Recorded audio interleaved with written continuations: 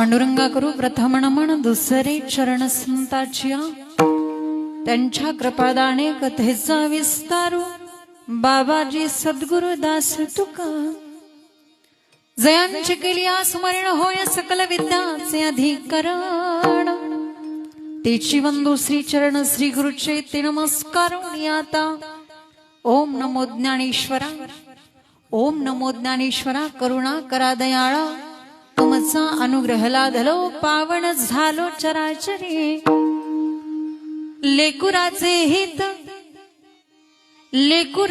हित वाहे माऊलीचे चित्त ऐसी कळवळाची जाती करीला भावेन प्रीती विठाल विठाल विठाल विठाल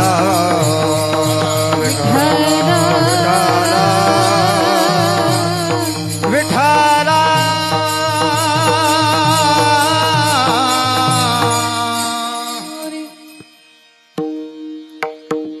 प्रस्तुत प्राप्त प्रसंगी प्राप्त स्थळी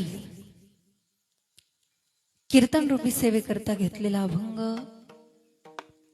वारकरी संप्रदायाच्या कलशस्थानी विराजमान असणारे जगद्गुरु जगद्वंदनीय श्रीमंत श्री तुकोबाराय यांचा अतिशय सुंदर उत्कृष्ट असा 4 चरणाचा अभंग आणि या अभंगातून जगद्गुरु तुकोबाराय संतत्वाला मातृत्वाची उपमा देत आहेत. विठाल विठाल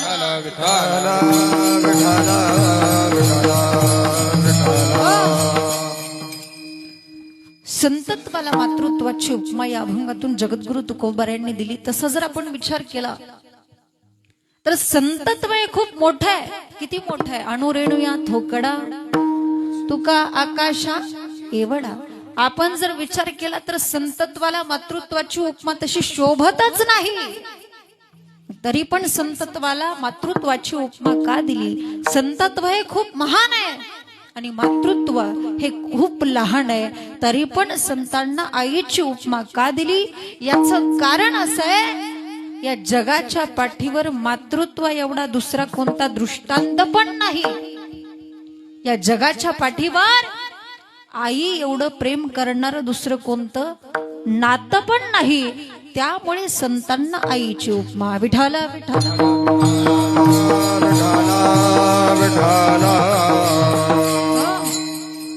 अभंगावरती बोलण्यापूर्वी अल्पसा परिहार देणं महत्वाचं आहे. आज या ठिकाणी ज्या निमित्ताने आपण सर्वजण या ठिकाणी उपस्थित झालेले आहात, निमित्त आपणा सर्वांना ज्ञात आहे सांगणं महत्वाचं आहे. आज या ठिकाणी ज्या निमित्ताने आजची ही कीर्तन रूपी सेवा आहे ते निमित्त म्हणजे आजचं ज्यांचं 5वं पुण्य स्मरण आहे ते या साठे परिवारातील असणाऱ्या एक आदर्श माता, एक ज्येष्ठ माता, या ठिकाणी त्या मातेचं आज 5वं पुण्य स्मरण आहे. नाव आपल्या सगळ्यांना ज्ञात आहे. या घरातील असणारे आईसाहेब मातोश्री कैलासवासी नीलावती साठे, बरोबर. या मातोश्रीचं आज 5वं पुण्यस्मरण आणि या 5व्या पुण्यस्मरणाच्या निमित्ताने आजची ही कीर्तन रूपी सेवा या ठिकाणी आयोजित करण्यात आलेली आहे. ज्यांच्या माध्यमातून ही सेवा माझ्याकडे सुपूर्द करण्यात आलेली आहे ते आमचे आदरणीय परमश्रद्धेय परमवंदनीय हरिभक्त परायण बाबर महाराज यांच्या माध्यमातून तुम्हा सगळ्यांचा दर्शनाचा एकत्रित योग आज या ठिकाणी मला प्राप्त झाला. त्यामध्ये बाबर महाराजांनी मुख्यत्व संपर्क केला असेल, तसेच बारसकर महाराज असतील किंवा इथले या घरातील संभाजी महाराज साठे, आदरणीय संभाजी साठे, समाधान साठे, आदरणीय समाधान साठे यांच्या सर्वांच्या माध्यमातून ही कीर्तन सेवा या ठिकाणी माझ्याकडे मी स्वीकारलेली आहे. आणि त्याच निमित्ताने या साठे परिवाराने आज आपल्या मातेच्या या पुण्यस्मरणाच्या निमित्ताने सुंदर अशा कार्यक्रमाचं आयोजन केलेलं आहे. आणि तुम्हा सर्वांची महत्वाचं म्हणजे सुंदर अशी साथ आहे. ज्यांची गायनाची सुंदर आणि गोड अशी साथ आहे आमच्या सोबत आलेले महादेव महाराज करमाळकर. खूप सुंदर आणि गोड आवाज आणि खूप सुंदर साथ नेहमीच असते. त्यांचंही या ठिकाणी मनापासून त्यांना धन्यवाद देईल. सर्वच भजनी मंडळ असतील, विणेकरी असतील, सर्वच गायक मंडळी असतील, मृदंगाचार्य असतील, पांडुरंग महाराज, त्यानंतर स्वराज्य महाराज, सर्वच महाराज मंडळी सर्वांना वंदन करते, सर्वांच्या चरणावरती नतमस्तक होते. मस्तक हे पायावरी वार करी संताचा, वार करी संताचा, वार करी संताचा. पायावरी वार करी संताचा, वार करी संताचा, वार करी संताचा. मस्तक हे पायावरी वार करी संताचा, मस्तक हे पायावरी वार करी संताचा, वार करी संताचा, वार करी संताचा. मस्तक हे पायावरी वार करी संताचा.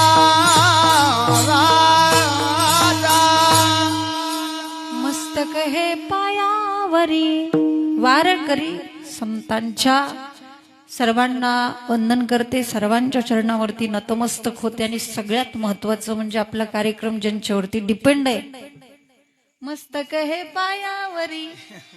माईक सिस्टीम वाल्यांच्या आहे की नाही, खूप सुंदर माईक सिस्टीम आहे बरं आपली.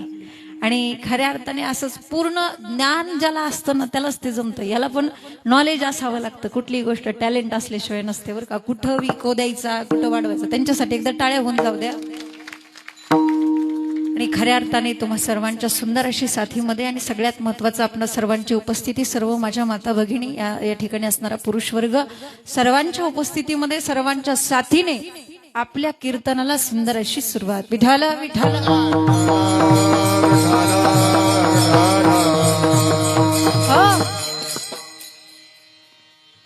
लेकुराचे हित, लेकुराचे हित वाहे माऊलीचे चित्त.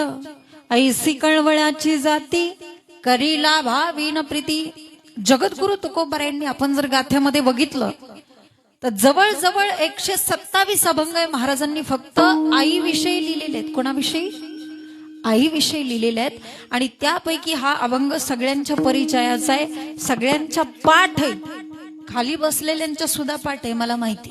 पाठ नसला तरी कानपाठ तरी असेल, म्हणजे कानावरून तरी गेलेला असेल. अतिशय सुंदर आणि प्रसिद्ध अभंग आज या ठिकाणी सेवेकरता निवडलेला आहे. लेकुराचे हित का, कशा करता मी तुम्हाला सांगेल. आज ज्यांचं पुण्यस्मरण आहे त्यांचे चिरंजीव आदरणीय संभाजी साठे, खऱ्या अर्थाने त्यांना आईबाप कळाले बरं का. आणि ज्यांना आईबाप कळाले ना त्यांना देव कळाला. ज्यांना आईबापच कळत नाही त्यांना देव कळणं कठीण आहे.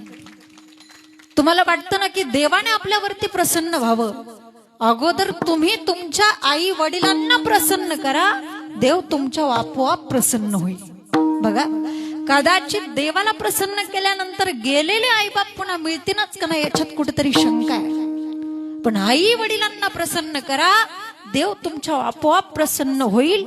हा महाराष्ट्राचा इतिहास आहे. पुंडलिके काय केले, परब्रह्म उभे ठेले. बरं, आई वडिलांना प्रसन्न करण्याकरता असं काय लागतं? ते काय तुमच्याकडे 1-2 लाख रुपये मागतात का? ते काय तुमच्याकडे सोनं मागतात का? नाही, फक्त दिवसातून 1-2दा त्यांना आपुलकीने आणि प्रेमाने विचारलं पाहिजे, आई तू बरी आहे का ग? बाबा तुम्ही जेवले का? एवढं जरी तुम्ही बोलला तरी त्या माईबापांचं पोट भरतो, बाकी त्यांना कशाची अपेक्षा नसते. आणि म्हातारपणामध्ये आई वडिलांना गोड बोलणं हे म्हातारपणातलं टॉनिक असतं बरं का. आणि हे टॉनिक जर एखाद्या मुलाला आपल्या स्वतःच्या आई वडिलांना देता येत नसेल तर मला असं वाटतं की त्याच्यासारखा दुर्भागीन, त्याच्यासारखा दुर्दैवी मुलगा या जगात कोणताच नसेल. माऊलींची ओवी यासाठी का घरी माता पितरे धड न बोली संसारी की विश्वभरी आदरे मूर्ख जैसा. माऊली म्हणतात, जे मुलं स्वतःच्या आई वडिलांना धड न बोली संसारी, धड बोलू पण शकत नसतील ना, त्या मुलाचा संपूर्ण जग जरी आदर करत असलं तरी माऊली म्हणतात तो मूर्ख आहे. मूर्ख जैसा विठ्ठल विठ्ठल विठ्ठल विठ्ठल.